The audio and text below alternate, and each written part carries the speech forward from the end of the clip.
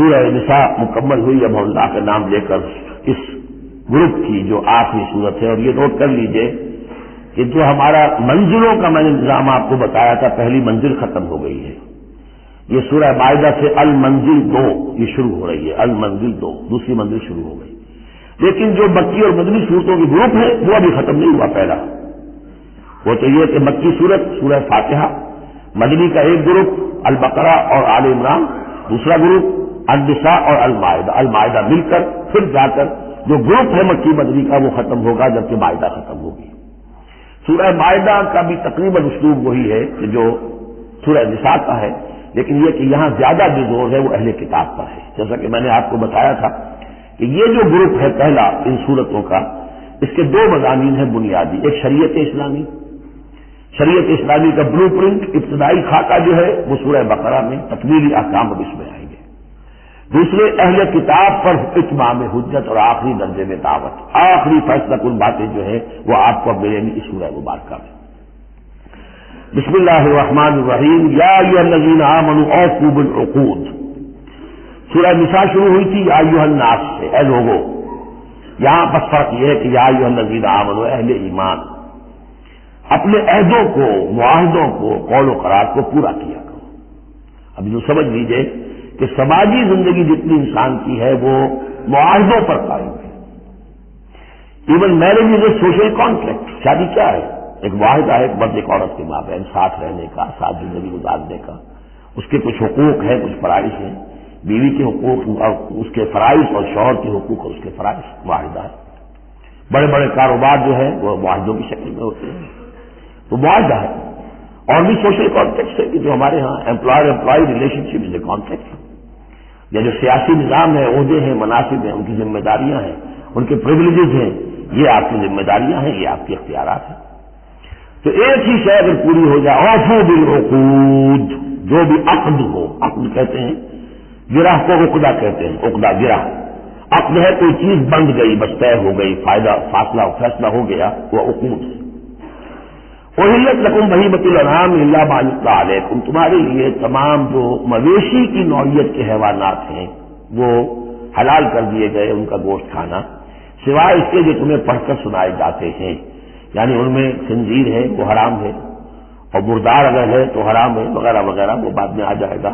لیکن باقی جو مویشی وہ ہوش نہیں، شیر چیتا جو وحشی ہیں یہ نہیں، جو مویشی قسم کے ہیں، ہرن ہے، نیل گائے ہے، اور اس طرح کی چیزیں جو بھی ہیں کہ جو عام طور پر وہ گوشت خور نہیں ہے بلکہ یہ کہ سبزے کے اوپر ان کا گزارا ہوتا ہے، یہ ساری چیزیں جو ہیں یہ تمہارے لیے حلال کی گئی. غیر محل صید وانتم حرم. ایک تم پر پابندی ہے کہ اگر حج کے لیے احرام باندھا ہوا ہو یا عمرے کے لیے تو تم اس میں اس حالت میں شکار نہیں کر سکتے. ان اللہ یحکم ما یرید. یہ اللہ کا اختیار ہے، وہ فیصلہ کرتا ہے، حکم دیتا ہے جو چاہتا ہے. یا ایھا الذین آمنوا لا تحلوا شعائر اللہ ولا الشہر الحرام ولا الہدی ولا القلائد ولا عامین البیت الحرام. اہل ایمان مت بے حرمتی کرو اللہ کے شعائر کی، مت حلال کر لیا کرو، بے حرمتی کر دیا کرو اللہ کے شعائر کی، اور نہ حرمت والے مہینے کی، اور نہ حجی کے جانوروں کی، جو جانور لے کے جائے جاتے تھے کعبے کی طرف حج کے لیے یا عمرے کے لیے ساتھ لے کر جاتے تھے. ولا القلائد. اور ان کے گلوں کے اندر پٹے ڈال دیے جاتے تھے علامت کے طور پر کہ اب یہ کعبے کی طرف جا رہے ہیں. ولا عامین البیت الحرام. اور نہ وہ حاجی لوگ کہ جو بیت حرام کی طرف چل رہے ہیں، قصد کر رہے ہیں، جا رہے ہیں. اب وہ بھی ان کی بھی ایک نسبت ہو گئی ہے کہ یہ سفر کر رہے ہیں تو اللہ کے گھر کے مسافر ہیں. جیسے کہ وہاں آپ نے دیکھا ہوگا جو گئے ہیں کہ انہیں وہ کہتے مرحبا بضیوف الرحمان، کہ مرحبا ان لوگوں کو جو رحمان کے مہمان ہیں. یعنی حاجی جو یہاں آئے ہیں وہ اصل میں اللہ کے مہمان ہیں، اللہ میزبان ہے. تو اب ان کے لیے یہ ہے کہ ان کی بے حرمتی نہ ہو، حتی کہ عزت نہ ہو. یبتغون فضلا من ربہم ورضوانا. یہ سب جو ہیں اللہ تعالیٰ کی فضل کی اور اب اس کے اپنے رب کے رضوان کی تلاش میں ہیں، اس کی کوشش میں جا رہے ہیں. وَإِذَا حَلَلْتُمْ فَاصْطَادُوا. ہاں جب تم احرام کھول دو، حلال ہو جاؤ، تو یہ حلال ہو جانا ایک اصطلاح ہے جبکہ احرام کھل گیا. فَاصْطَادُوا. پھر تم شکار کرو، تمہیں کھلی چھوٹ ہے. ساری پابندیاں احرام کی حالت کی. وَلَا يَجْرِمَنَّكُمْ شَنَآنُ قَوْمٍ أَن صَدُّوكُمْ عَنِ الْمَسْجِدِ الْحَرَامِ أَن تَعْتَدُوا. اور دیکھنا تمہیں آمادہ نہ کر دے کسی قوم کی دشمنی کہ انہوں نے تمہیں روکے رکھا تھا مسجد حرام سے کہ تم بھی زیادتی کرو. یعنی انہوں نے تمہیں روکے رکھا 7 برس تک 6 برس تک اور تمہیں یہاں قریب نہیں آنے دیا. اب ایسا نہ ہو کہ اس کے بدلے میں تم کو زیادتی کرو، زیادتی مت کرو. ولا یجرمنکم شنآن قوم، تمہیں آمادہ نہ کر دے کسی قوم کی دشمنی، اور دشمنی کس وجہ سے ان صدوکم عن المسجد الحرام، کہ انہوں نے تمہیں روکے رکھا مسجد حرام سے، ان تعتدوا کہ تم زیادتی کرنے لگو. وتعاونوا علی البر والتقوی، نیکی کے کاموں پر اور تقوی کے کاموں پر تعاون کیا کرو. ولا تعاونوا علی الاثم والعدوان، اور اسم گناہ اور عدوان ظلم اور زیادتی کے کاموں میں تعاون مت کرو. واتقوا اللہ ان اللہ شدید العقاب، اللہ کا تقوی اختیار کرو، یقیناً اللہ تعالیٰ سزا دینے میں بہت سخت ہے. دیکھیے انداز بالکل وہی ہے جو سورہ نساء کا ہے، وہی معاشرتی معاملات، اس کے بارے میں بنیادی اصول.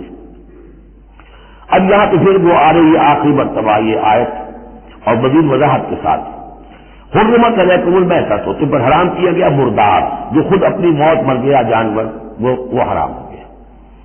والدم، دم اور خون، ولحم الخنزیر اور خنزیر کا گوشت، وما اہل لغیر اللہ بہ، اور جس پر پکارا گیا اللہ کے سوا کسی اور کا نام، کسی اور کے نام نامزد ہے، کسی اور کا تقرب حاصل کرنے کے لیے اس کا وہ جو ہے ذبح کیا جا رہا ہے. والمنخنقۃ، اور وہ جانور جو گلا گھٹنے سے مر گیا. کبھی ایسا ہوتا ہے کہ کوئی بکری ہے یا کچھ اور ہے، وہ اپنی زنجیر جس میں بندھی ہوئی ہے اسی کا کوئی پھندا ایسا لگ جاتا ہے، اب وہ جتنی کوشش کرتی ہے اس پھندے سے نکلنے کی وہ گلا گھٹ جاتا ہے، بن جاتی ہے. تو یہ بھی مردار کے حکم میں ہے. والموقوذۃ، یا چوٹ لگنے سے کسی جانور کی موت واقع ہو گئی، وہ بھی مردار کے حکم میں ہوگا. والمتردیۃ، یا اونچی جگہ سے کہیں سے کوئی جانور گرا ہے، گردن ٹوٹ گئی ہے، مر گیا ہے، وہ بھی مردار ہے.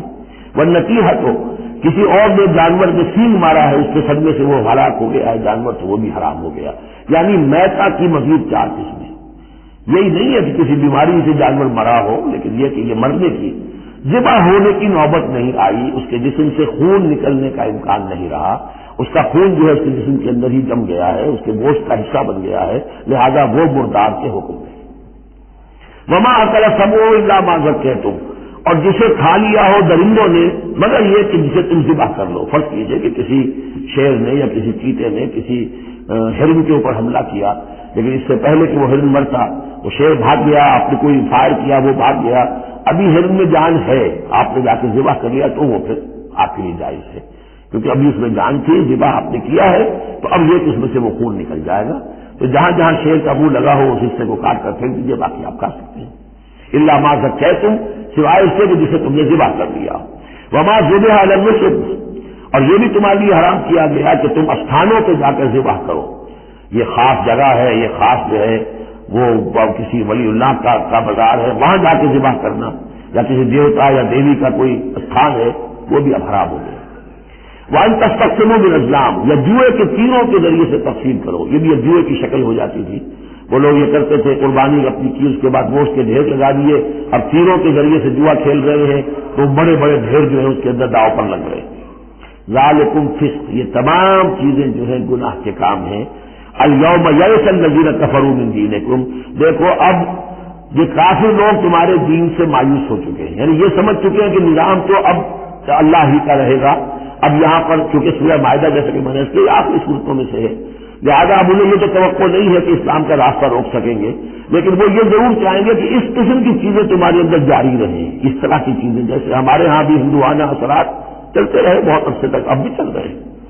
تو الیوم یئس الذین کفروا من دینکم، تمہارے دین سے کوئی مایوس ہو چکے کہ اب یہ دین تو انہی کا ہوگا اور ہمارا دین ختم ہوا. فلا تخشوهم واخشونی، تو اب ان سے مت ڈرو، مجھ سے ڈرو. الیوم اکملت لکم دینکم، آج کے دن میں نے تمہارے لیے تمہارے دین کی تکمیل فرما دی ہے. واتممت علیکم نعمتی، اور تم پر اتمام فرما دیا ہے اپنی نعمت کا. ورضیت لکم الاسلام دینا، اور تمہارے لیے میں نے پسند کر لیا ہے ہمیشہ ہمیش کے لیے میرے ہاں پسندیدہ اور مقبول دین صرف اسلام ہے.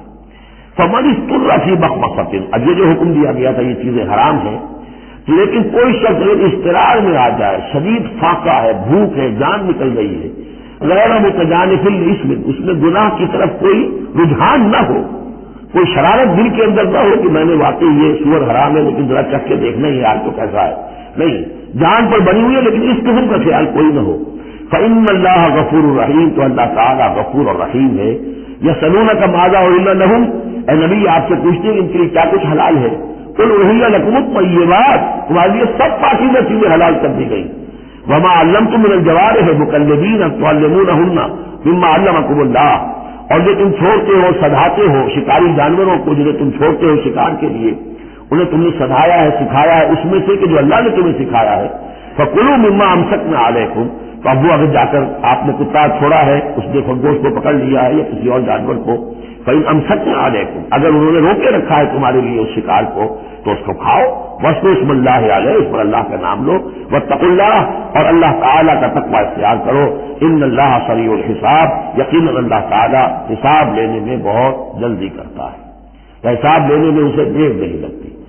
الیوم احل لکم الطیبات وطعام الذین اوتوا الکتاب حل لکم وطعامکم حل لہم والمحصنات من المؤمنات والمحصنات من الذین اوتوا الکتاب من قبلکم اذا آتیتموہن اجورہن محصنین غیر مصافحین ولا متخذی اخدان فمن یکفر بالایمان فقد حبط عملہ وہو فی الآخرۃ من الخاسرین. صدق اللہ العظیم. الیوم احل لکم الطیبات، یہ وہی انداز ہے کہ الیوم اکملت لکم دینکم واتممت علیکم نعمتی ورضیت لکم الاسلام دینا.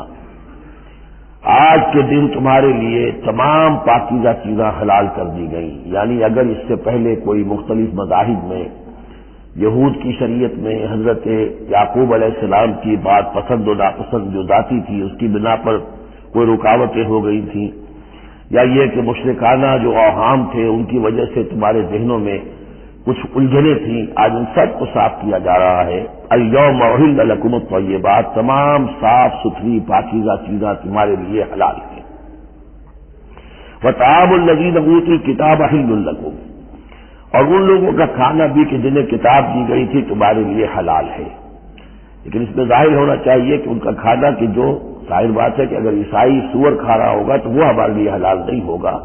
مطلب یہ کہ ان کا گوشت ذبح کیا ہوا اگر ہو حلال جانور کا تو وہ ہم کھا سکتے ہیں.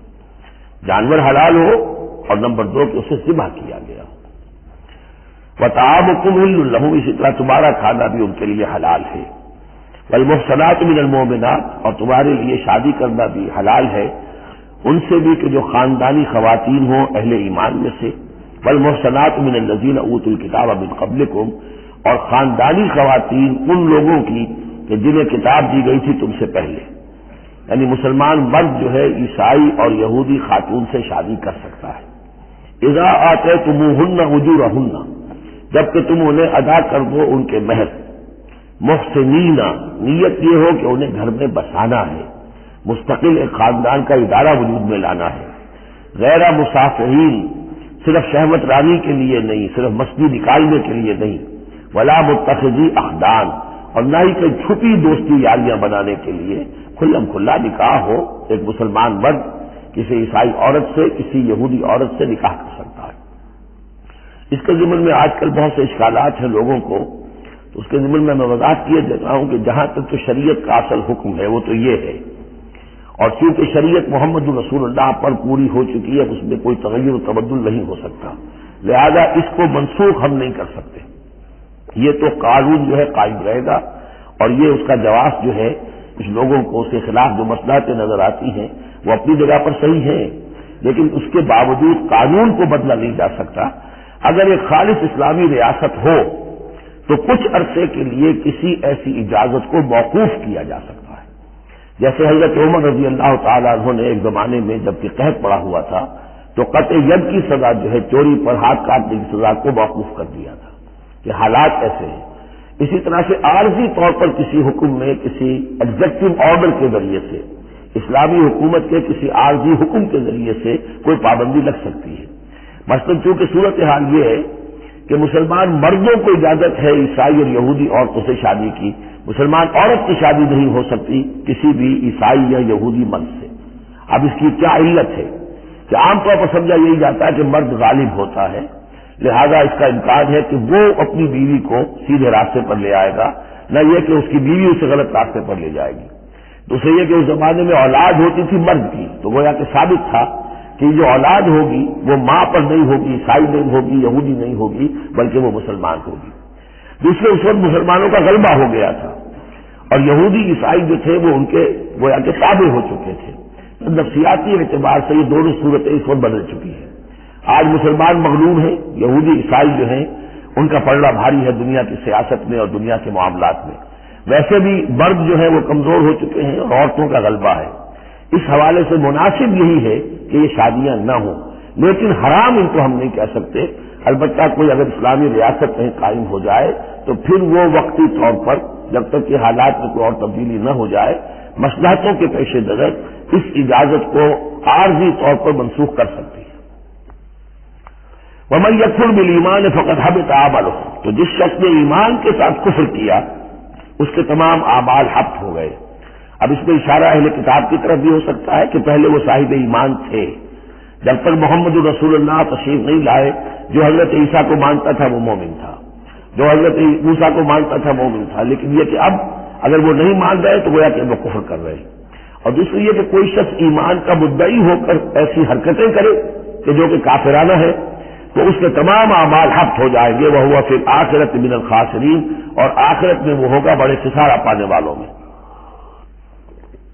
یا ایھا الذین آمنوا اذا قمتم الی الصلاۃ، اے اہل ایمان جب تم کھڑے ہو ارادہ کرو قصد کرو نماز کا، فاغسلوا وجوہکم وایدیکم الی المرافق، تو دھو لیا کرو اپنے چہرے بھی اور اپنے دونوں ہاتھ بھی کہنیوں تک. وامسحوا برؤوسکم، اور اپنے سروں پر مسح کر لیا کرو. وارجلکم، اور دھو لیا کرو اپنے پاؤں کو بھی الی الکعبین، ٹخنوں تک. یہ ارجلکم اور ارجلکم دونوں قرأتیں ہمارے ہاں بھی ہیں، مستند قرأتوں میں ہیں. اہل تشیع جو ہے ویسے اس کو مستقل ارجلکم پڑھتے ہیں اور ان کے نزدیک یہ مسح کے ساتھ ہے. وامسحوا برؤوسکم وارجلکم، مسح کر لیا کرو اپنے سروں پر بھی اور پیروں پر بھی. لیکن یہ کہ ہمارے اہل سنت کے نزدیک یہ ارجلکم ہے، اور اس میں چونکہ الی الکعبین کا آ گیا اضافہ، اگر صرف مسح ہوتا تو اس میں کوئی حد بیان کرنے کی ضرورت نہیں تھی. لہذا الی الکعبین کے اضافے سے وہ بالکل اس کے مساوی ہو گیا ہے الی المرافق. جیسے ہاتھوں کو دھونا ہے کوہنیوں تک، ایسے ہی پاؤں کو دھونا ہے ٹخنوں تک. وَإِن كُنتُمْ جُنُبًا فَاطَّهِّرُوا، اور اگر تم حالت جنابت میں ہو تو پھر تم اور زیادہ پاکی حاصل کرو، یعنی غسل کرو، پورے جسم کا غسل کرو. وَإِن كُنتُمْ مَرْضَىٰ أَوْ عَلَىٰ سَفَرٍ، اور اگر تم بیمار ہو یا سفر پر ہو، اور جاء أَحَدٌ مِّنكُم مِّنَ الْغَائِطِ، یا کوئی تم میں سے کسی نشیبی جگہ سے ہو کر آئے. عام طور پر قضاء حاجت کے لیے لوگ نشیبی جگہوں پر جاتے تھے. اور لامستم النساء، یا تم نے عورتوں سے مقاربت کی ہو. فلم تجدوا ماء، اور تم نہ پاؤ پانی. فتیمموا صعیدا طیبا، تو ارادہ کرو پاک مٹی کا. فامسحوا بوجوہکم وایدیکم منہ، تو اس سے اپنے چہروں اور ہاتھوں کو مل لو. ما یرید اللہ لیجعل علیکم من حرج، اللہ یہ نہیں چاہتا کہ تم پر کوئی تنگی کرے. پانی نہیں ہے تو مٹی سے. ولکن یرید لیطہرکم، لیکن یہ ضرور چاہتا ہے کہ وہ تمہیں پاک کرے. ولیتم نعمتہ علیکم، اور تم پر اپنی نعمت کا اتمام فرمائے. لعلکم تشکرون، تاکہ تم شکر کا حق ادا کر سکو. واذکروا نعمت اللہ علیکم ومیثاقہ الذی واثقکم بہ. اب دیکھیے ایک میثاق وہ تھا کہ جو بنی اسرائیل سے لیا گیا، اب یہ میثاق اہل ایمان سے ہو رہا ہے. یہ سورت شروع ہوئی ہے یا ایھا الذین آمنوا سے. اور یاد رکھنا اپنے اس میثاق کو، اپنی اس نعمت کو جو تم پر ہوئی ہے اللہ کی طرف سے، اور وہ میثاق جو اس نے تم سے باندھ لیا ہے، جس میں اس نے تمہیں باندھ لیا ہے. واثقکم بہ اذ قلتم سمعنا واطعنا، جب تم نے کہا سمعنا واطعنا. سورہ بقرہ کی آخری آیت کہاں ختم ہوئی تھی؟ سمعنا واطعنا، آخری سے پہلی غفرانک ربنا والیک المصیر. جو مسلمان بھی کہتا ہے سمعنا واطعنا، گویا کہ وہ ایک میثاق میں، ایک بہت گاہے معاہدے کے اندر اللہ کے ساتھ بندھ گیا. اب اسے اللہ کی شریعت کی پابندی کرنی ہے.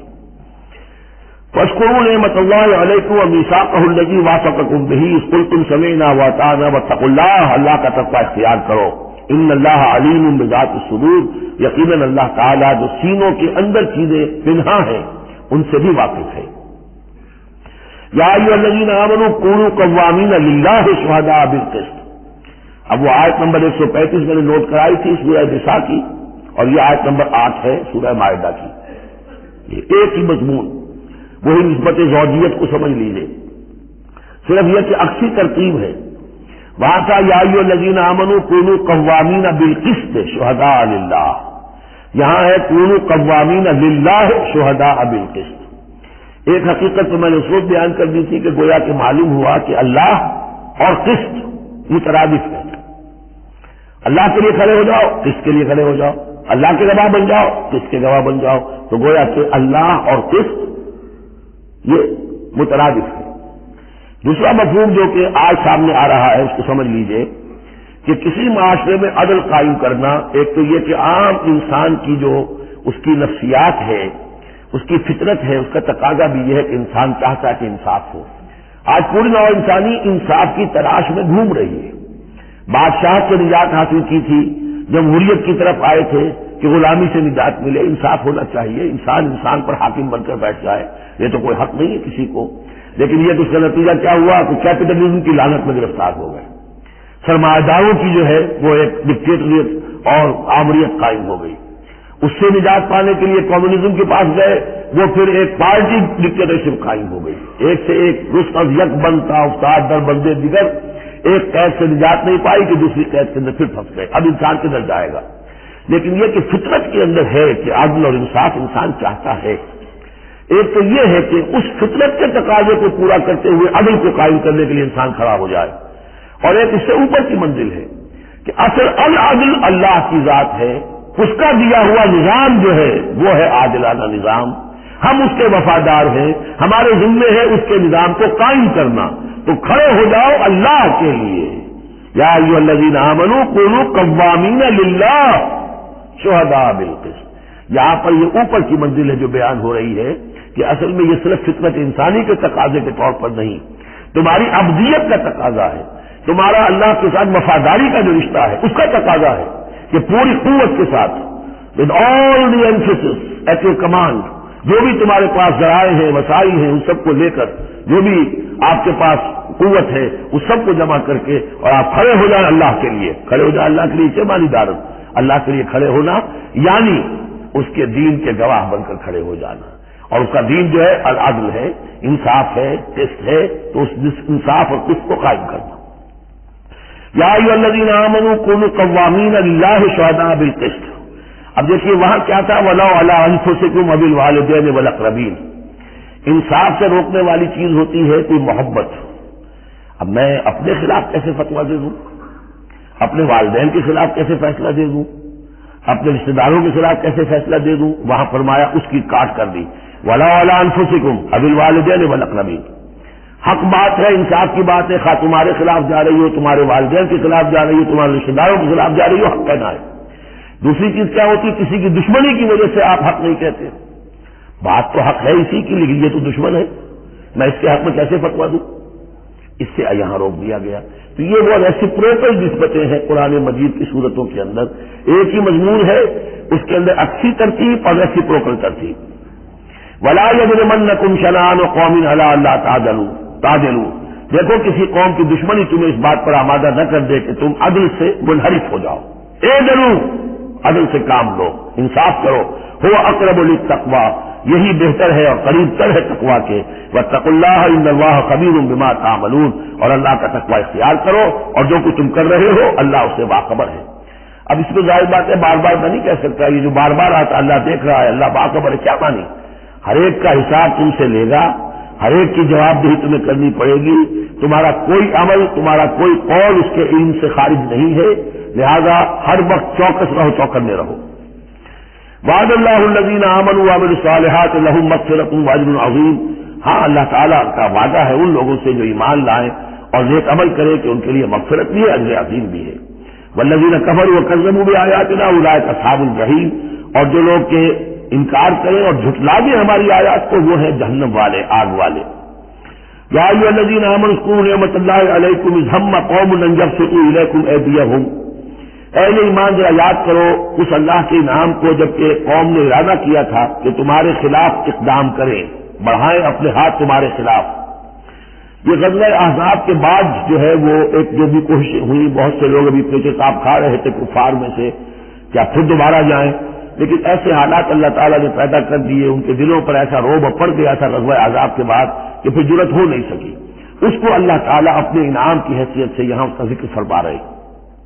اذ ہم قوم ان یبسطوا الیکم ایدیہم. جبکہ قوم نے ارادہ تو کیا تھا کہ وہ اپنے ہاتھ پھیلائیں تمہاری طرف بڑھائیں تمہاری اوپر زیادتی کرنے کے لیے، تم پر فوج کشی کے لیے، فکف ایدیہم عنکم، تو اللہ تعالیٰ نے ان کے ہاتھوں کو روک دیا تم سے۔ اور اس میں خاص اشارہ صلح حدیبیہ کی طرف ہے۔ صلح حدیبیہ کے وقت بھی بہت ہی پیچتاب کھا رہے تھے قریش، اور وہ ہر صورت کے اندر ان کے نوجوان جو تھے ان کا خون کھول رہا تھا، لیکن یہ کہ بالآخر یوں سمجھیے کہ سینٹی پریویلڈ، اور انہیں یہ سمجھ میں آ گیا کہ اس وقت ہم مسلمانوں کا مقابلہ نہیں کر سکیں گے، اور اللہ تعالیٰ نے گویا کہ ان کے ہاتھوں کو روک دیا۔ فکف ایدیہم عنکم وعلی اللہ فلیتوکل المؤمنون، اور اہل ایمان کو تو اللہ ہی پر توکل کرنا چاہیے۔ وَلَقَدْ أَخَذَ اللَّهُ مِيثَاقَ بَنِي إِسْرَائِيلَ، اب یہ بنی اسرائیل کی تاریخ کے کچھ واقعات آ رہے ہیں۔ وَلَقَدْ أَخَذَ اللَّهُ مِيثَاقَ بَنِي إِسْرَائِيلَ، اور جس طرح اے مسلمانوں آج تم سے میثاق لیا گیا ہے اور تمہیں اللہ نے جکڑ لیا ہے، باندھ لیا ہے شریعت کے میثاق میں، اسی طرح اللہ تعالیٰ نے بنی اسرائیل کا میثاق بھی لیا تھا۔ وَبَعَثْنَا مِنْهُمُ اثْنَيْ عَشَرَ نَقِيبًا، اور ان میں ہم نے اٹھا دیے تھے، مقرر کر دیے تھے 12 نقیب، 12 قبیلے تھے، ہر قبیلے میں حضرت موسیٰ علیہ السلام نے ایک نقیب مقرر کیا۔ یہی ہم نے اپنے اسرے کے ناظرین کے لیے نقیب کا لفظ یہیں سے اختیار کیا ہے۔ حضور نے بھی 12 نقیب مقرر کیے تھے انصار میں، 9 جو ہیں خزرج میں سے اور 3 اوس میں سے۔ وقال اللہ انی معکم، اور اللہ نے فرمایا تھا ان سے میں تمہارے ساتھ ہوں، یعنی میری مدد، میری تائید، نصرت تمہارے شامل حال رہے گی۔ لئن اقمتم الصلاۃ وآتیتم الزکاۃ، اگر تم نے نماز کو قائم رکھا اور زکوٰۃ ادا کرتے رہے، وآمنتم برسلی، اور میرے رسولوں پر تم ایمان لاتے رہے، آئیں گے پے بپے آئیں گے۔ حضرت موسیٰ کے بعد سے لے کر کے 1400 برس تک تاج ٹوٹا ہی نہیں، پھر ذرا سا وقفہ 600 برس کا ہوا، پھر حضور تشریف لائے۔ آمنتم برسلی وعزرتموہم، اور ان کی تم مدد کرتے رہو گے، واقرضتم اللہ قرضا حسنا، اور اگر تم اللہ کو قرض حسنہ دیتے رہو گے، اپنے مال خرچ کرتے رہو گے اللہ کے دین کے لیے، لأکفرن عنکم سیئاتکم، تو میں لازماً دور کر دوں گا تم سے تمہاری برائیوں کو، ولأدخلنکم جنات تجری من تحتہا الانہار، اور میں لازماً داخل کروں گا تمہیں ان باغات میں جن کے دامن میں ندیاں بہتی ہوں گی۔ فمن کفر بعد ذلک، تو جس نے بھی کفر کیا اس کے بعد، منکم تم میں سے، فقد ضل سواء السبیل، تو وہ تو سیدھے راستے سے بھٹک کر رہ گیا۔ فبما نقضهم میثاقهم لعناهم، بس ان کے اپنے اسی عہد کو توڑنے کے باعث ہم نے ان پر لعنت فرمائی۔ یہ لعناهم جو میں نے وہاں پر محذوف قرار دیا تھا، یہاں پر وہ واضح آ گیا۔ فبما نقضهم میثاقهم لعناهم، ہم نے ان کے اسی میثاق کو توڑنے کی پاداش میں ان پر لعنت فرمائی۔ وجعلنا قلوبهم قاسیہ، اور ان کے دلوں کو سخت کر دیا۔ ثم قست قلوبکم فہی کالحجارۃ او اشد قسوہ، یحرفون الکلم عن مواضعہ، وہ کلام کو اس کی اصل مقام سے ہٹاتے ہیں۔ ونسوا حظا مما ذکروا بہ، اور وہ جو کچھ کہ ان کو دیا گیا تھا نصیحت کے طور پر، ہدایت کے طور پر، اس کے اکثر حصے کو بھول گئے یا اس سے فائدہ اٹھانا انہوں نے چھوڑ دیا۔ ولا تزال تطلع على خائنۃ منهم، اور اے نبی آپ ہمیشہ ان کی طرف سے خیانت کی اطلاعیں پاتے رہیں گے۔ تو آپ کو معلوم ہے کہ حضور جیسے مدینے پہنچے تھے تو آپ نے پہلے 6 مہینے میں جو 3 کام کیے، کنسالیڈیشن اپنی پوزیشن کی مدینہ منورہ میں، ان میں سے ایک یہ بھی تھا کہ یہود کے 3 قبیلوں سے معاہدے کر لیے، جوائنٹ ڈیفنس آف مدینہ، کہ اگر مدینے پر حملہ ہوگا تو مل جل کر دفاع کریں گے۔ لیکن یہ کہ اس کے بعد یہ ہر قبیلہ ایک ایک کر کے غداری کرتا رہا، تو یہ حضور سے کہا جا رہا ہے ولا تزال تطلع علی خائنۃ منهم، ان کی طرف سے خیانتیں ہوتی رہیں گی، ہر وقت ہوتی رہیں گی۔ الا قلیلا منهم، سوائے ان میں سے چند کے، کچھ لوگ شریف بھی ہوں گے۔ فاعف عنهم واصفح، تو ابھی درگزر کیجئے اور ذرا معاف کیجئے۔ ان اللہ یحب المحسنین، یقیناً اللہ تعالی احسان کرنے والوں کو پسند فرماتا ہے۔ ومن الذین قالوا انا نصارى اخذنا میثاقهم، اور ان لوگوں سے بھی جنہوں نے یہ کہا کہ ہم نصارہ ہیں، ہم نے ان کا بھی میثاق لیا۔ اخذنا میثاقهم فنسوا حظا مما ذکروا، تو وہ بھی بھول گئے بڑا حصہ اس کا جو نصیحت انہیں کی گئی تھی، یا بھول گئے اس نصیحت سے فائدہ اٹھانا۔ فَأَغْرَيْنَا بَيْنَهُمُ الْعَدَاوَةَ وَالْبَغْضَاءَ إِلَى يَوْمِ الْقِيَامَةِ، تو ہم نے ڈال دی ان کے مابین دشمنی اور بغض قیامت کے دن تک۔ عیسائیوں میں تو خاص طور پر ایک تو عیسائی اور یہودیوں کے درمیان جو دشمنی رہی ہے، یہ جو ہمارا دور ہے اصل میں اس میں عارضی طور پر صورتحال تبدیل ہو گئی ہے، لیکن واقعہ یہ ہے کہ پورے 2000 برس تک، لگ بھگ 100 برس نکال دیجیے تو 1900 برس تک شدید دشمنی رہی ہے یہودیوں اور عیسائیوں کے درمیان۔ کیونکہ عیسائی سمجھتے تھے کہ جسے ہم خدا سمجھتے ہیں اس کے قاتل یہ ہیں، انہوں نے سولی چڑھایا ہے۔ یہودی سمجھتے تھے کہ کافر جو تھا، مرتد جو تھا، جادوگر تھا، ولد الحرام تھا، ولد الزنا تھا، اسے یہ خدا کا بیٹا بنائے پھرتے ہیں۔ اب یہ اس قدر یعنی کنٹراسٹ ہے، اتنی ایک دوسرے کے خلاف کہ ان کے اندر کوئی پوائنٹ آف میٹنگ ہے ہی نہیں، شدید دشمنی نہیں۔ اسی طریقے سے عیسائیوں کے اندر پھر جو فرقے بنے ہیں اور ان میں جو خانہ جنگی ہوئی ہے، پوری انسانی تاریخ اس کی مثال پیش کرنے سے قاصر ہے۔ ایک اتنی موٹی کتاب لکھی ایک صاحب نے، لندن میں ہے، بلڈ آن دی کراس، صلیب پر خون، وہ جو کتاب ہے وہ بتاتی ہے، میں حیران رہ گیا پڑھ کر۔ ہم لوگ نہیں واقف ہیں ان تمام چیزوں سے، یورپ میں جو کچھ ہوتا رہا ہے عیسائیوں کے فرقوں کے مابین، کیتھولکس اور پروٹسٹنٹس کے درمیان، اس کی ہلکی سی جھلک اب بھی آئرلینڈ میں نظر آتی ہے۔ کسی طریقے سے ہمارے ہاں شیعہ سنی فساد کبھی نہیں ہوا عثمانی میں، کہیں محرم کے موقع پر ہو جاتا تھا، ان دنوں وہ سیاسی معاملات زیادہ ہو گئے ہیں، ورنہ فساد کی نوبت بہت کم آئی، بہت کم، لیکن خون ریزی، قتل اور غارت گری جو وہاں ہوئی ہے اس کی کوئی مثال نہیں دنیا میں۔ فَأَغْرَيْنَا بَيْنَهُمُ الْعَدَاوَةَ وَالْبَغْضَاءَ إِلَىٰ يَوْمِ الْقِيَامَةِ، ہم نے ڈال دی ان کے مابین دشمنی اور بغض قیامت تک کے لیے۔ وَسَوْفَ يُنَبِّئُهُمُ اللَّهُ بِمَا كَانُوا يَصْنَعُونَ، اور پھر اللہ تعالیٰ جتلا دے گا انہیں قیامت کے دن جو کچھ وہ کرتے رہے تھے۔ یا اہل الکتاب قد جاءکم رسولنا، اب یہ وہی انداز ہے جو سورہ نساء کے آخر میں تھا، اے کتاب والو قد جاءکم رسولنا، آ گیا ہے تمہارے پاس ہمارا رسول صلی اللہ علیہ وسلم، یبین لکم کثیرا مما کنتم تخفون، جو ظاہر کر رہا ہے تم پر اکثر وہ چیزیں جو تم چھپا رہے تھے، من کتاب میں سے، ویعفو عن کثیر، ابھی بہت سی چیزوں سے تو درگزر بھی کر رہا ہے، تمہارے سارے بھانڈے نہیں پھوڑے اس نے۔ قد جاءکم من اللہ نور و کتاب مبین، آ چکا ہے تمہارے پاس اللہ کی طرف سے نور بھی اور روشن کتاب بھی۔ یہ مقام قرآن کا ایسا ہے کہ یہاں نور سے مراد احتمال میں حضور کی شخصیت بھی ہو سکتی ہے۔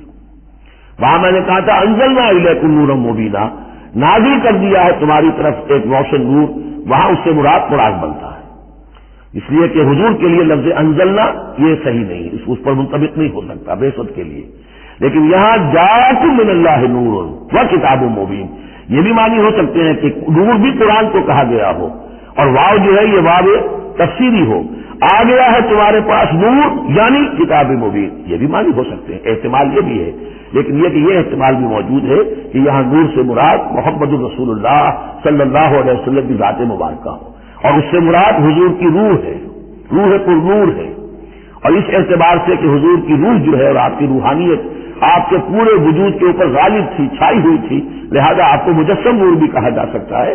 یہ صرف یہ سمجھیے استعارے کا انداز ہے، اس میں کوئی حرج کی بات نہیں۔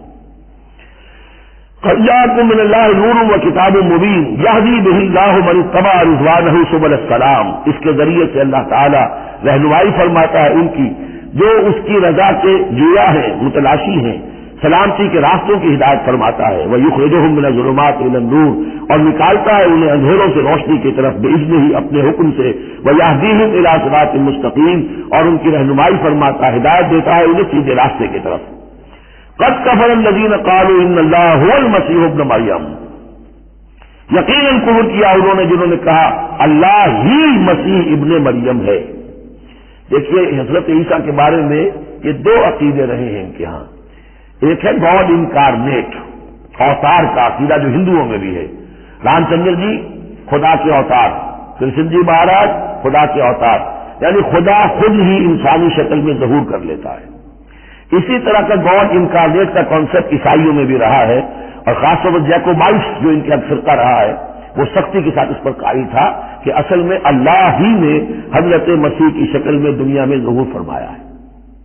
جیسے ہمارے یہاں بھی بعض جو ہے غلو میں آ کر محبت اور عقیدت اور عظمت محمد رسول اللہ صلی اللہ علیہ وسلم کی اس میں ایک حد سے تجاوز کرتے ہوئے کہہ دیتے ہیں کہ وہی جو مستوی عرش تھا خدا ہو کر اتر پڑا وہ مدینے میں مصطفیٰ ہو کر، یہ گویا کہ وہی اوتار کا عقیدہ ہے جو ہم نے دوسروں سے سیکھ لیا ہے۔ اسی طریقے کی بات یہ ہے ان کے ہاں لقد کفر الذین قالوا ان اللہ هو المسیح ابن مریم، ان لوگوں نے بھی کفر کیا جنہوں نے کہا کہ اللہ ہی ہے، مسیح ابن مریم جو ہے حقیقت میں اللہ ہی ہے جو اس شکل میں ظاہر ہوا ہے۔ قل فمن یملک من اللہ شیئا، تو ان سے پوچھئے کہ کون ہے جسے اختیار ہو اللہ کے مقابلے میں کچھ بھی ان اراد ان یہلک المسیح ابن مریم، اگر وہ ہلاک کرنا چاہے مسیح ابن مریم کو، اور امہ اور اس کی ماں کو بھی، مریم کو بھی، ومن فی الارض جمیعا، اور جو بھی زمین میں ہے ان سب کو ہلاک کرنا چاہے تو کون اس کا ہاتھ روک لے گا؟ وللہ ملک السماوات والارض وما بینہما، اور اللہ ہی کے لیے ہے بادشاہی آسمانوں کی اور زمین کی اور جو بھی کچھ ان دونوں کے مابین ہے۔ یخلق ما یشاء، وہ تخلیق فرماتا ہے جو چاہتا ہے، واللہ علی کل شیء قدیر، اللہ ہر چیز پر قادر ہے، جو چیز چاہتا ہے تخلیق فرماتا ہے۔ آدم کو تخلیق فرمایا، عیسیٰ کو تخلیق فرمایا، یحییٰ کو تخلیق فرمایا، اعجاز کے اور معجزہ ہونے کی مختلف شکلیں ہیں۔ وقالت الیہود والنصارى نحن ابناء اللہ واحباؤہ، اور یہ یہودی اور نصرانی کہتے ہیں ہم تو اللہ کے بیٹے ہیں، یعنی بیٹوں کے مانند لاڈلے، واحباؤہ اس کے بڑے چہیتے ہیں، پیارے ہیں۔ قل فلم یعذبکم بذنوبکم، تو ان سے کہیے کہ پھر وہ تمہیں عذاب کیوں دیتا رہا تمہارے گناہوں کی پاداش میں؟ اللہ کی اولاد ہو، چہیتے ہو، نبوکدنضر کے ہاتھوں تمہیں پٹوایا، 6 لاکھ تمہارے قتل ہوئے، تمہارا ہیکل اول جو ہے وہ شہید ہوا، ایسیرینز کے ہاتھوں تمہاری سلطنت اسرائیل ختم ہوئی، پھر تمہیں یونانیوں نے رگڑا، پھر تمہیں رومیوں نے کس طریقے سے ایذائیں پہنچائی، اور تمہارا دوسرا جو ہیکل بنایا تھا وہ بھی گرا دیا۔ ایسے ہی لاڈلے ہوتے ہیں اللہ کے، یا اللہ اتنا ہی لاچار ہے، بیچارہ ہے، عاجز ہے؟ قل فلم یعذبکم بذنوبکم بل انتم بشر ممن خلق، نہیں، تم بھی انسان ہو جیسے کہ اور انسان اس نے بنائے ہیں۔ یغفر لمن یشاء، وہ جس کو چاہتا ہے بخشش فرماتا ہے، وہ یعذب من یشاء، جس کو چاہتا ہے سزا دیتا ہے۔ وللہ ملک السماوات والارض، آسمان اور زمین کی کل بادشاہی اللہ ہی کے لیے ہے، وما بینہما، اور جو کچھ ان دونوں کی مابین ہے ان کی بھی، وإلیہ المصیر، اور اسی کی طرف لوٹ جانا ہے۔ یا اہل الکتاب قد جاءکم رسولنا یبین لکم علی فترۃ من الرسل، پھر وہی بات لیکن یہاں ایک نئے نکتے کے ساتھ آئی ہے۔ اہل کتاب تمہارے پاس آ چکا ہے ہمارا رسول صلی اللہ علیہ وسلم، یبین لکم، جو تمہارے لیے واضح کر رہا ہے، بیان کر رہا ہے، علی فترۃ من الرسل، رسالت کے ایک انقطاع کے بعد۔ حضرت عیسیٰ اور حضور صلی اللہ علیہ وسلم کے مابین 600 برس ایسے گزرے ہیں کہ دنیا میں کوئی نبی کوئی رسول نہیں رہا۔ یہ فترت ہے، فترت ہے، وقفہ ہے عارضی، اور پھر حضور کی بعثت، اور پھر فترت دائمی، اب رسالت کا دروازہ ختم، 600 برس کے لیے عارضی بند، پھر حضور کی تشریف آوری، اور اب تا قیام قیامت دروازہ بند۔ یا اہل الکتاب قد جاءکم رسولنا یبین لکم علی فترۃ من الرسل ان تقولوا ما جاءنا من بشیر، مبادا تم یہ کہو کہ ہمارے پاس کہ نہیں آیا کوئی بشارت دینے والا ولا نذیر، اور نہ کوئی خبردار کرنے والا۔ فقد جاءکم بشیر ونذیر، تو سن لو آ گیا ہے تمہارے پاس خبردار کرنے والا اور بشارت دینے والا۔ رسلا مبشرین ومنذرین لئلا یکون للناس علی اللہ حجۃ بعد الرسل وکان اللہ عزیزا حکیما۔ سورہ نساء کی وہ آیت اب آپ کے ذہن میں رہنی چاہیے، بنیادی آیت۔ واللہ علی کل شیء قدیر، اور اللہ ہر چیز پر قادر ہے۔ اب حضرت موسیٰ علیہ السلام کا وہ واقعہ آ رہا ہے کہ جب کہ مصر سے اپنی قوم کو لے کر نکلے، صحرائے سینا میں رہے، کوہ طور پر بلائے گئے، تورات دے دی گئی۔ اب اس کے بعد انہیں حکم ہوا کہ فلسطین میں داخل ہو جاؤ، اور وہاں جو مشرک اور کافر قومیں آباد تھیں، فلسطین کہلاتے تھے، ان کو تم ان کے ساتھ جنگ کرو، انہیں وہاں سے نکالو، اور یہ تمہارے لیے ارض مقدس اللہ کی طرف سے موعود ہے، اس لیے کہ تمہارے ابراہیم، تمہارے جد امجد تھے وہ یہی تھے، یہی حضرت اسحاق تھے، یہیں سے پھر حضرت یعقوب کے زمانے میں حضرت یوسف علیہ السلام جب مصر چلے گئے تھے تو یہاں سے تمہاری منتقلی مصر ہوئی تھی، اب جو اپنا اصل گھر ہے جاؤ اس سے حاصل کرو۔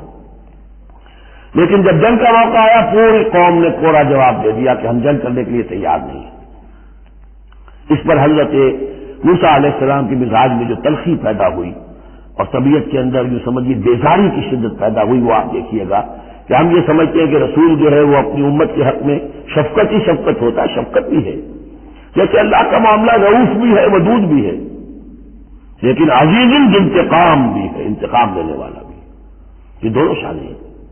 رسول کا معاملہ بھی ہے، شفیق بھی ہے، لیکن غیور بھی ہے، دین کی غیرت اس میں ہے، آپ سے بڑھ کر اللہ کے دین کی غیرت اس میں ہے، تو آخر ظاہر بات ہے کہ آپ کے طرز عمل سے بیداری بھی ہوگی. پھر ان دونوں چیزوں کو سامنے رکھیے. اور یہ بات ذرا بیان کر دوں، تھوڑی سا نکتہ ہے سمجھنے کا، کہ چونکہ اس قوم کو اب تک بہت سا تجربہ ہوا تھا معجزوں کا. پیاس لگی تو ہم سورہ بقرہ میں پڑھ آئے ہیں، ایک ضرب لگی چٹان پر 12 چشمے پھوٹ گئے، کوئی محنت تو کرنی بھی پڑی. بھوک لگی من و سلوا نازل ہو گیا. دھوپ لگی ابر کا سائبان ساتھ ساتھ چل رہا ہے. سمندر راستے میں آیا پھٹا، اس نے راستہ دے دیا. تو اس سے یہ بھی کہا جا سکتا ہے کہ اس لاڈ پیار کی وجہ سے بگڑ گئے تھے. اور یہی حکمت ہے کہ حضور کی پوری زندگی میں آپ کو اس طرح کا کوئی معجزہ نظر نہیں آتا. مسلمانوں، جو کرنا ہے اپنی جان دے کر، ایثار سے، قربانی سے، محنت سے، مشقت سے، بھوک جھیل کر، فاقے برداشت کر کے کرو. یہ بہت اہم نکتہ ہے، سمجھ لیجیے. یہ عادی ہو گئے تھے. وَإِذْ قَالَ مُوسَىٰ لِقَوْمِهِ يَا قَوْمِ اذْكُرُوا نِعْمَةَ اللَّهِ عَلَيْكُمْ إِذْ جَعَلَ فِيكُمْ أَنْبِيَاءَ وَجَعَلَكُمْ مُلُوكًا. اور یاد کرو جبکہ موسیٰ نے کہا اپنی قوم سے، میری قوم کے لوگوں، اور تورات سے معلوم ہوتا ہے بک آف ایکسوڈس جو ہے 6 لاکھ کی نفری تھی ان کی جب یہ نکلے ہیں مصر سے. اب ان میں بوڑھے بھی، بچے بھی اور عورتیں بھی، ان کو نکال دیجئے تو کم سے کم 1 لاکھ تو ہوں گے کہ جو ایسے لوگ ہوں کہ جو جنگ کی صلاحیت رکھتے ہوں. اور نیچے جائیے برسبیل تنزل تو 50,000 تو ہوں گے. لیکن ان کا حال کیا ہوا وہ دیکھ لیجیے. یا قوم اذکروا نعمت اللہ علیکم، میری قوم کے لوگوں اللہ کے اس انعام کا احساس کرو جو تم پر ہوا ہے. اذ جعل فیکم انبیاء، جبکہ تمہارے اندر اس نے نبی اٹھائے. یعنی خود میں نبی ہوں، میرے بھائی ہارون نبی ہیں، حضرت یوسف نبی تھے جو آئے تھے. وجعلکم ملوکا، اور تمہیں بادشاہ بنایا ہے. بادشاہ بنایا ہے تو ظاہر بات ہے اس وقت تک اگرچہ ان کی بادشاہت تو قائم نہیں ہوئی تھی، ہو سکتا ہے یہ پیشین گوئی ہو کہ جو بتائی جا رہی ہو کہ آئندہ تمہیں اللہ تعالیٰ زمین کی سلطنت بھی اور خلافت بھی دینے والا ہے، جیسے کہ حضرت داؤد اور حضرت سلیمان کے زمانے میں ہوئی. ایک رائے یہ بھی ہے کہ چونکہ حضرت یوسف کے زمانے میں بڑا اقتدار حاصل ہو گیا تھا. بادشاہ تو نہیں تھے، لیکن یہ کہ واقعات بادشاہوں کے بھی، جن کو کہتے ہیں کہ پیرزادے ہونے کے اعتبار سے بادشاہوں کے بھی مخدوم تھے اور ممدوح تھے، تو شاید اس کی طرف اشارہ ہو. وَآتَاكُم مَّا لَمْ يُؤْتِ أَحَدًا مِّنَ الْعَالَمِينَ، اور تمہیں وہ ساری چیزیں دی جو پوری دنیا میں تمام جہان والوں میں کسی کو نہیں دی. یا قوم ادخلوا الارض المقدسۃ التي كتب اللہ لكم، اے میری قوم کے لوگوں اب داخل ہو جاؤ اس ارض مقدس میں، اس فلسطین میں جو اللہ نے تمہارے لیے لکھ دی ہے. اللہ کا فیصلہ ہے، تمہیں ملے گی. ولا ترتدوا على ادباركم، اور اب اپنی پیٹھوں کے بل واپس نہ پھرنا. فتنقلبوا خاسرین، اگر ایسا کرو گے تو خسارے میں رہو گے. قالوا یا موسیٰ ان فیہا قوما جبارین، انہوں نے کہا موسیٰ ہم پھر فلسطین میں داخل ہو جائیں، اس میں تو بڑی جابر قوم ہے، بڑی طاقتور قوم ہے، قداور لوگ ہیں، لعین ہے، جسیم ہے. ان فیہا قوما جبارین وانا لن ندخلها حتى يخرجوا منها، ہم اس زمین میں داخل نہیں ہوں گے، اپنے قدم نہیں بڑھائیں گے جب تک کہ وہ وہاں سے نکل نہ جائے. وَإِن يَخْرُجُوا مِنْهَا فَإِنَّا دَاخِلُونَ، وہ نکل جائیں پھر ہم داخل ہو جائیں گے. قال رجلان من الذين يخافون، کہا 2 اشخاص نے کہ جو خوف رکھتے تھے اللہ کا بھی، انعم اللہ علیہما، اللہ نے بھی ان پر انعام کیا تھا. یہ 2 شاگرد تھے جو قریبی صحابی یا حواری تھے حضرت موسیٰ کے. یوشع ابن نون تو وہ ہے کہ جو پھر ان کے بعد جانشین بھی ہوئے، اور گمان غالب یہی ہے کہ وہ نبی بھی تھے. اور دوسرے تھے کالب بن یفنہ.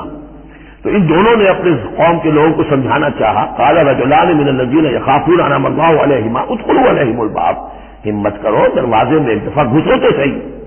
فَإِذَا دَخَلْتُمُوهُ فَإِنَّكُمْ غَالِبُونَ، جب تم داخل ہو جاؤ گے تو غلبہ تمہیں مل جائے گا. وَعَلَى اللَّهِ فَتَوَكَّلُوا، اللہ پر توکل کرو، ان کنتم مؤمنین، اگر تم مومن ہو. قالوا یا موسیٰ انا لن ندخلها ابدا، انہوں نے کہا موسیٰ ہم تو کبھی بھی، یہ ترجمہ کبھی بھی اصل میں کیا گیا ہے اس مصحف میں بھی، لیکن یہ گرامر کے اندر عربی محاورے میں ابدا، ہرگز ہرگز، ہم ہرگز ہرگز داخل نہیں ہوں گے. یا موسیٰ لن ندخلها ابدا، ہم ہرگز داخل نہیں ہوں گے ما داموا فیہا، جب تک کہ وہ اس میں موجود ہے. فاذهب انت وربک، جاؤ تم اور تمہارا رب. اور یہ میری طرف سے اضافہ کر لیجئے، ساتھ اپنی لٹھیاں بھی لے جاؤ. یہ تمہارا عصا جو ہے اس نے بڑے بڑے کارنامے دکھائے ہیں، یہ بھی ساتھ لے جاؤ. فاذهب انت وربک فقاتلا، اور جا کے قتال کرو. انا ہاہنا قاعدون، ہم تو یہاں بیٹھے ہیں. زمین جنبت نہ جنبت گم محمد، ہم تو یہاں ٹکے ہوئے، ہم نہیں لیں گے.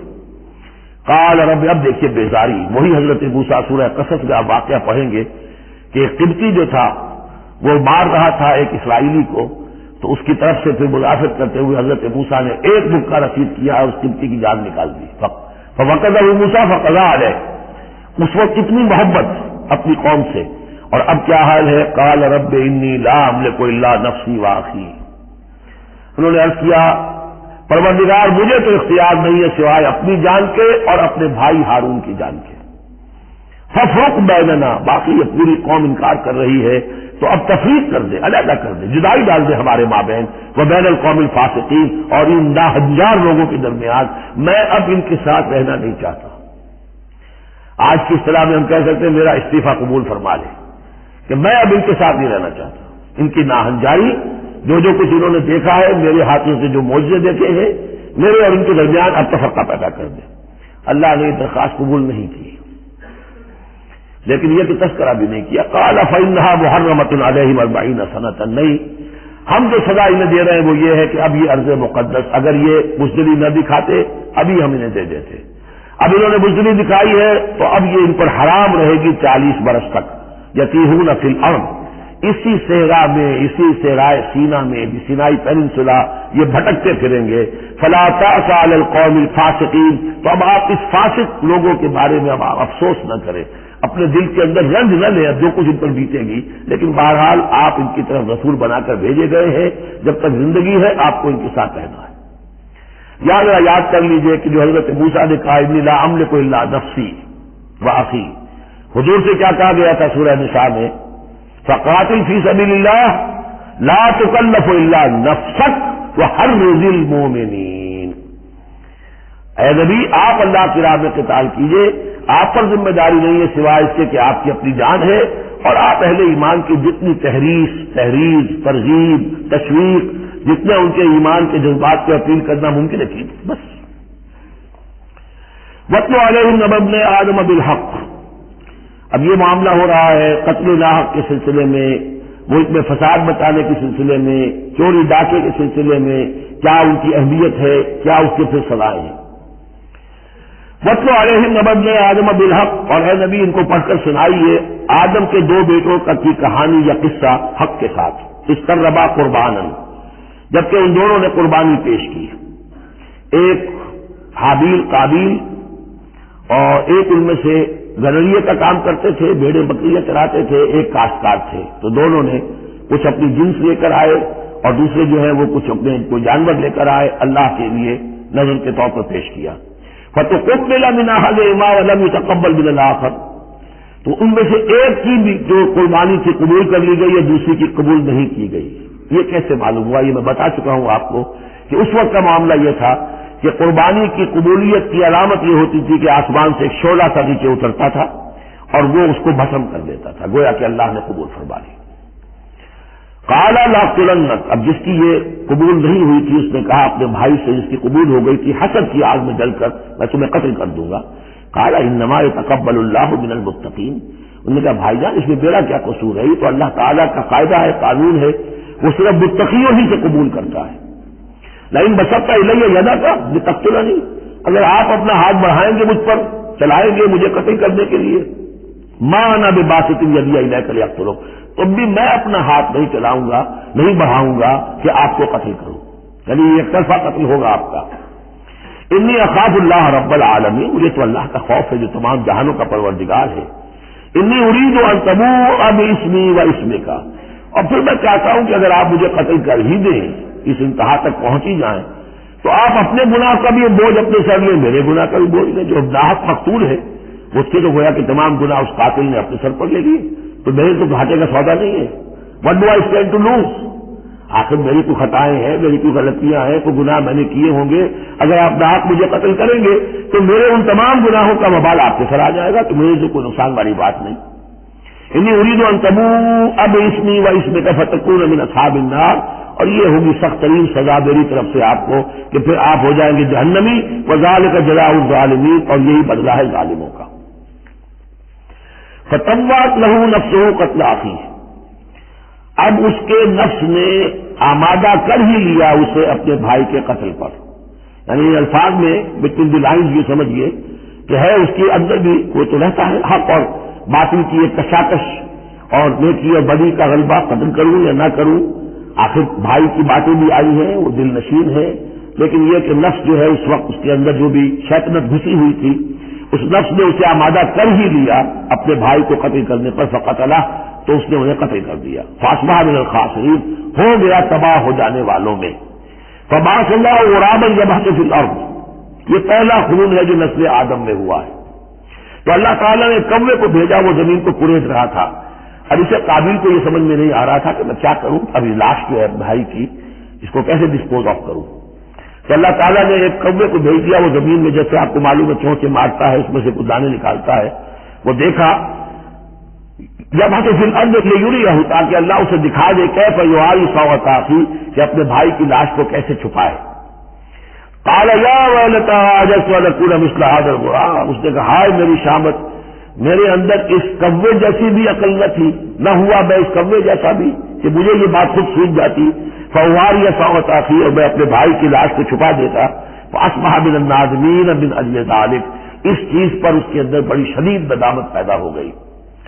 کتبنا علی بنی اسرائیل، اجل ذلک دونوں طرف لگتا ہے، من اجل ذلک کتبنا علی بنی اسرائیل، اور ہم نے اسی وجہ پر بنی اسرائیل پر یہ بات لکھ دی تھی. قتل ناحق ہم نے تورات میں لکھ دیا تھا کہ یہ اتنی بری شے ہے کسی ایک انسان کا قتل کرنا بھی.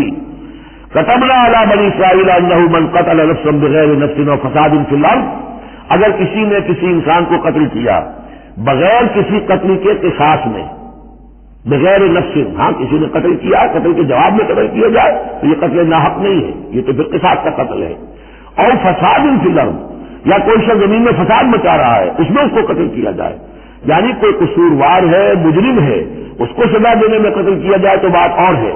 کسی بے قصور انسان کو اگر قتل کر دیا گیا فکانما قتل الناس جمیعا، تو یہ ایسے ہے جیسے کہ اس نے تمام انسانوں کو قتل کر دیا، پوری نوع انسانی کو. کیوں کہ تمدن کی جڑ کٹ گئی. احترام جان، احترام مال، یہ بنیاد ہے تمدن کی. ومن احیاہا، اور جس نے ایک انسان کی جان بچا لی فکانما احیا الناس جمیعا، تو گویا کہ اس نے پوری نوع انسانی کو بچا لیا. وَلَقَدْ جَاءَتْهُمْ رُسُلُنَا بِالْبَيِّنَاتِ، ان کے پاس ہمارے رسول آئے تھے واضح نشانیاں اور تعلیمات لے کر. ثُمَّ إِنَّ كَثِيرًا مِّنْهُمْ بَعْدَ ذَلِكَ فِي الْأَرْضِ لَمُسْرِفُونَ، لیکن اس کے بعد بھی ان میں سے بہت سے لوگ ہیں کہ جو زمین میں اسراف اور فساد اور دسترازی کرتے پھر رہے ہیں.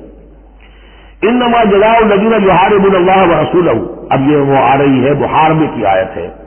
اگر اسلامی ریاست ہے اور اس میں کوئی گروہ ہے جو فتنہ و فساد مچا رہا ہے، کوئی دہشت گردی کر رہا ہے، خون ریزی کر رہا ہے، قتل و غارت کر رہا ہے، راہزنی کر رہا ہے، ڈاکے ڈال رہا ہے، گینگ ریپ ہو رہے ہیں، تو ان کی سزا کیا ہے؟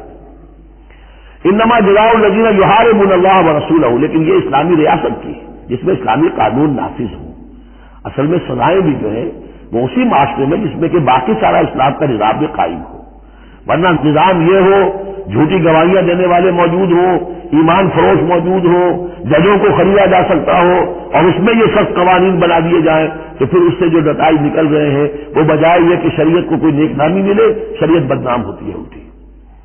تو پورا نظام جیسا کہ میں نے کہا تھا کہ لا جو ہے قانون وہ سسٹم کو سبسرو کرتا ہے. سسٹم صحیح ہو اب وہ قانون صحیح جو ہے اسے سپورٹ کرے گا اور اسے برقرار رکھے گا، اس کی حفاظت کا ذمہ دار ہوگا. انما جزاء الذین یحاربون اللہ ورسولہ، یقیناً بدلہ ان لوگوں کا کہ جو محاربہ کرتے ہیں، چیلنج کرتے ہیں اللہ کو اور اس کے رسول کو، یعنی اسلامی ریاست کو.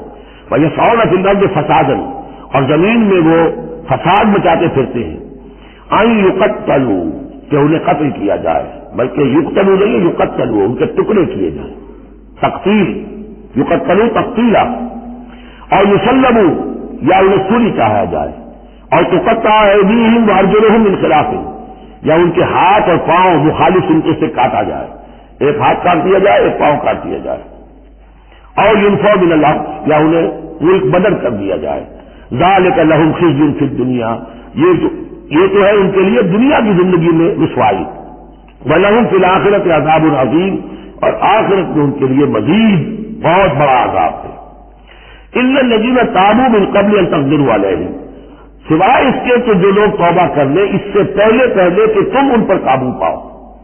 ایک تو یہ ہے کہ توبہ کر لی ہے، ابھی وہ ڈاکو پکڑے نہیں گئے، پکڑے جانے سے پہلے توبہ کر گئے، اس میں رعایت کی گنجائش ہے، لیکن جب پکڑے گئے اب توبہ کا دروازہ بند ہو گیا۔ الا الذین تابوا من قبل ان تقدروا علیہم، سوائے ان کے جو توبہ کر لیں اس سے پہلے کہ تم ان کے اوپر قابو پاؤ، فاعلموا ان اللہ غفور رحیم، تو ان کے ساتھ نرمی کی جا سکتی ہے، تو جان لو کہ اللہ تعالیٰ غفور اور رحیم ہے۔ یہی معاملہ کیا تھا حضرت علی رضی اللہ تعالیٰ عنہ نے خوارج کے ساتھ کہ اگر تم اپنے غلط عقیدے پر قائم رہو میں تمہیں کچھ نہیں کہوں گا، لیکن تم اگر خون ریزی کرو گے، قتل و غارت کرو گے، تو پھر ظاہر بات ہے کہ میں تمہارے ساتھ رعایت نہیں کر سکتا، محض عقیدے کی حد تک میں تمہیں کچھ نہیں کہوں گا۔ یا ایھا الذین آمنوا اتقوا اللہ وابتغوا الیہ الوسیلۃ وجاہدوا فی سبیل اللہ لعلکم تفلحون، اہل ایمان اللہ کا تقوی اختیار کرو اور اس کی جناب میں اس کا قرب تلاش کرو۔ اس لفظ نے بھی کافی لوگوں کو پریشان کیا ہے۔ وسیلے کا لفظ اردو میں آتا ہے تو ذریعے کے معنی میں آتا ہے، وسیلہ ذریعہ، کسی تک پہنچنے کا ذریعہ، سفارش کے لیے کسی کو وسیلہ بنا لیا، کسی کو ذریعہ بنا لیا۔ عربی میں وسیلہ کے یہ معنی نہیں ہے، عربی میں وسیلے کے معنی قرب ہے صرف۔ بدقسمتی سے بعض الفاظ ایسے ہیں کہ جو عربی میں ان کا مفہوم بالکل کچھ اور ہے، اردو میں کچھ اور ہے، بعض ایسے ہیں کہ کچھ تھوڑا فرق ہے۔ جیسے ذلیل کا لفظ ہے، عربی میں اس کے معنی ہے صرف کمزور، اردو میں اس کے معنی ہے کمینے کے، زمین و آسمان کا فرق آ گیا۔ جیسے کہ ہم پڑھ آئے ہیں وَلَقَدْ نَصَرَكُمُ اللَّهُ بِبَدْرٍ وَأَنْتُمْ أَذِلَّةٌ، اے مسلمانوں یاد کرو اللہ نے تمہاری مدد کی تھی بدر میں جبکہ تم بہت کمزور تھے۔ اب اگر وہاں زمین کا ترجمہ اردو والا کر دیا جائے تو پھر ہمارے ایمان کے لالے پڑ جائیں گے۔ اسی طریقے سے عربی میں جہل کے معنی جو ہے وہ جذباتی ہونا ہے، ان پڑھ ہونا نہیں، پڑھے لکھے جاہل ہو سکتے، جذباتی ہیں، اکھڑ مزاج کے لوگ ہیں، وہ غیر عالم کو جاہل نہیں کہتے، لیکن اردو میں جاہل کہتے ہیں جو ان پڑھ ہو۔ اسی طریقے سے یہ لفظ وسیلہ ہے، اس کا جو اصل مفہوم ہے قرب۔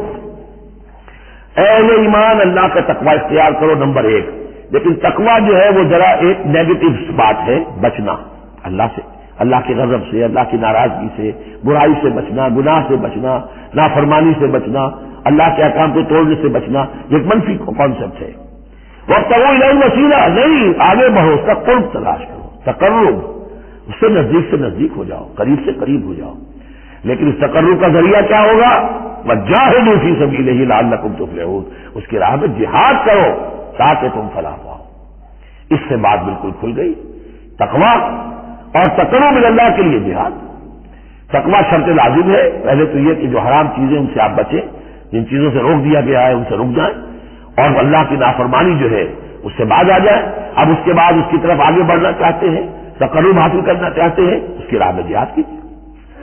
ان الذین کفروا لو ان لهم ما فی الارض جميعا ومثله معه، وہ لوگ جنہوں نے کفر کیا اگر ان کے پاس ہوتی وہ ساری دولت کی جو زمین میں ہے کل کی کل اور اتنی ہی اور بھی ہوتی، لیفتدوا به من عذاب یوم القیامہ، کہ وہ اس کے ذریعے سے فدیہ دے کر چھوٹ سکے قیامت کے دن کے عذاب سے، ما تقبل منہم، جو ان سے ہرگز قبول نہیں کی جائے گی۔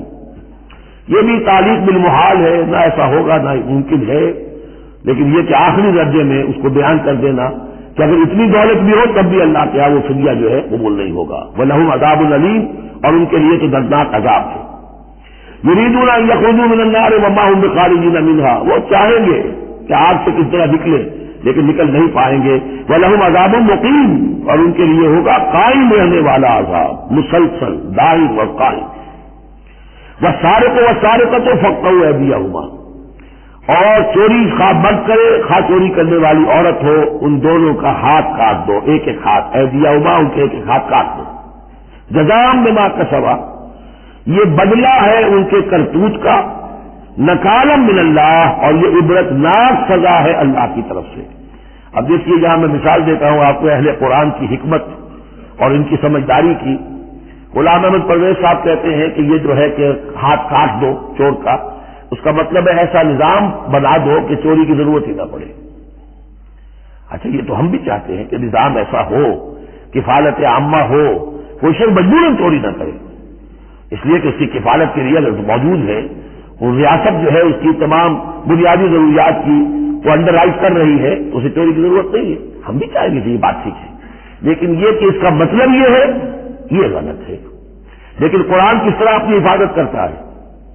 ایسے نظام کا قائم کرنا عبرت ہوگی، ایسا نظام کا قائم کرنا ان کے کرتوتوں کی سزا ہوگی۔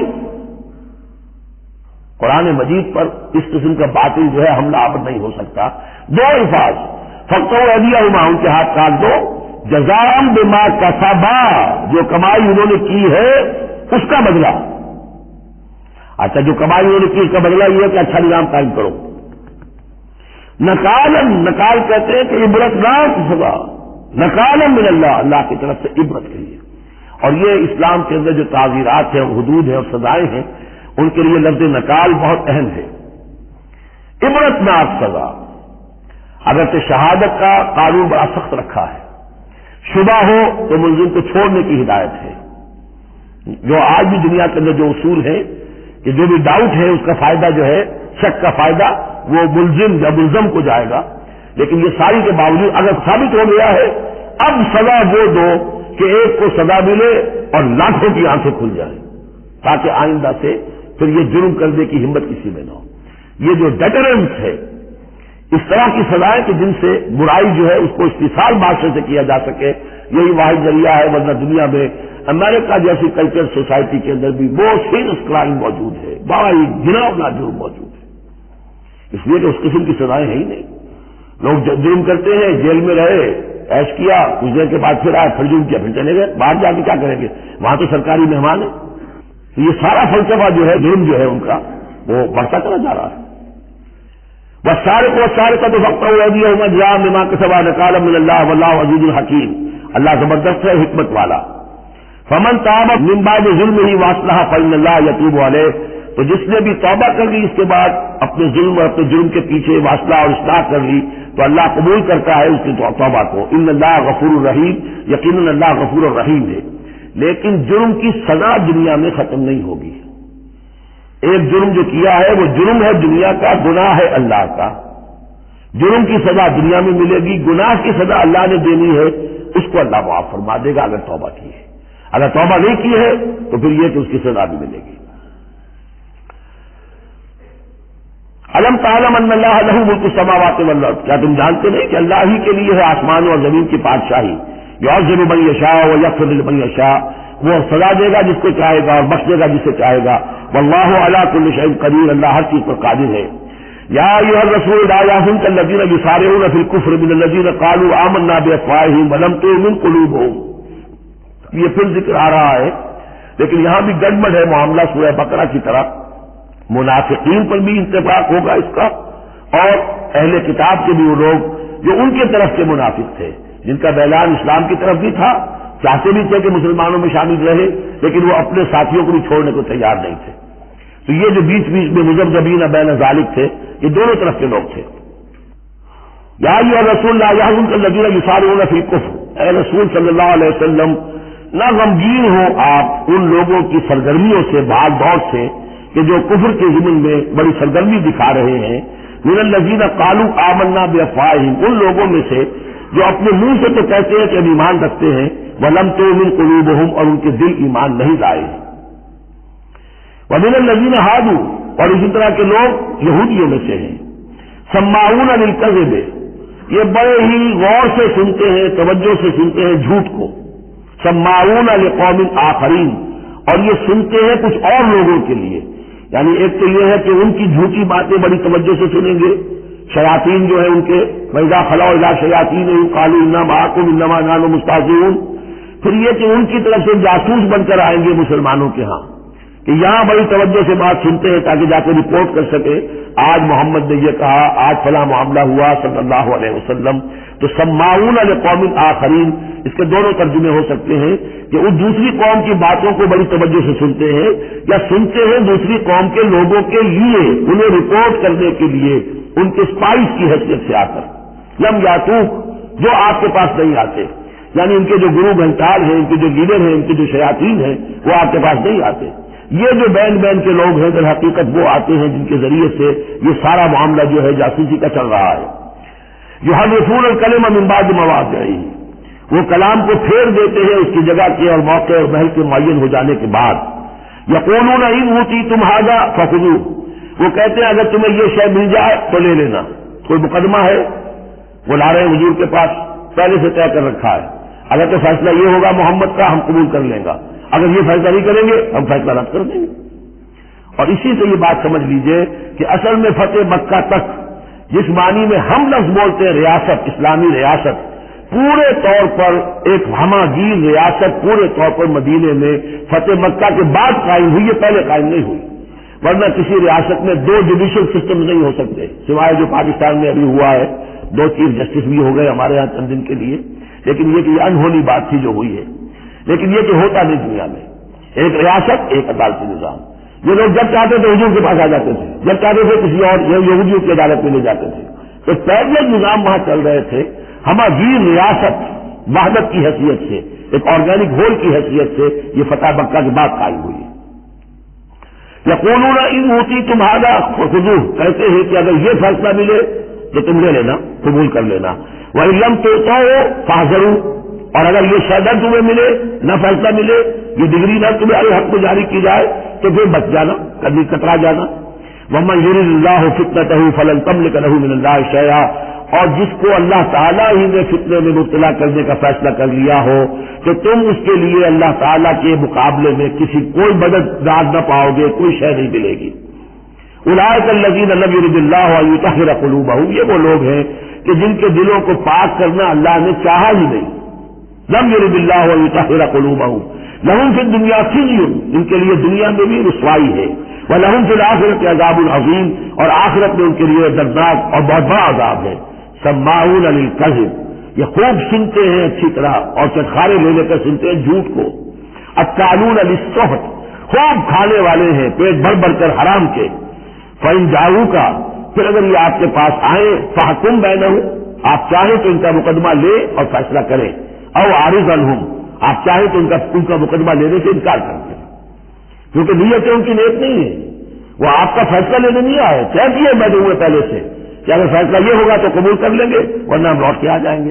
تو ایسے لوگوں پر اپنا وقت ضائع کرنا جو ہے اس کو کوئی ضرورت نہیں ہے، لیکن یہ کہ اندیشہ یہ ہو سکتا تھا کہ یہ آگے پروپیگنڈا کریں گے، دیکھو ہم تو گئے تھے محمد کے پاس مقدمہ لے کر، یہ کیسے نبی ہے رسول ہے، یہ مقدمے کا فیصلہ کرنے کو تیار نہیں۔ تو یہ جو اندیشہ ہو سکتا تھا اس کی پھر آگے اللہ تعالیٰ کی طرف سے حضور کو اطمینان دلایا جا رہا کہ آپ پرواہ نہ کریں اس اندیشے کی۔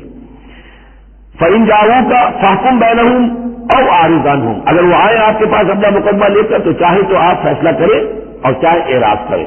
وإن تعرض عنہم، اگر آپ ان سے اعراض کریں گے، ان کا مقدمہ جو ہے فیصلہ کرنے سے انکار کر دیں گے، فلن یضروک شیئا، وہ آپ کو کوئی ضرر نہیں پہنچا سکیں گے، ان کے مخالفانہ پروپیگنڈے سے قطعاً کوئی آپ کو ہراساں ہونے کی ضرورت نہیں ہے۔